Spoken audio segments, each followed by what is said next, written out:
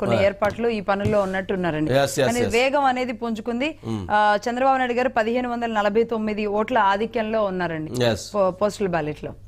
అంటే ఇప్పుడు అందుతున్నటువంటి దాని ప్రకారం పోస్టల్ బ్యాలెట్స్ అనేటువంటిదే ప్రధానంగా కనపడుతోంది. మరి దీనికి సంబంధించి జనసేన అది కూడా విడిగా కూడా వచ్చినట్టు. జనసేన పార్టీ సంబంధించి 20 స్థానాలు, అంటే వాళ్ళకి 21 ఉంటే ఫస్ట్ నుంచి కూడా అందరూ కూడా ఎవరైతే చెప్తూ ఉన్నటువంటి వాళ్ళందరూ కూడా జనసేన పార్టీకి 21 స్థానాల్లో 18 నుంచి 20 స్థానాలు ఖచ్చితంగా గెలుస్తుంది అనేటువంటి ఒక బలమైనటువంటి అభిప్రాయాన్ని వ్యక్తం చేస్తున్నారు.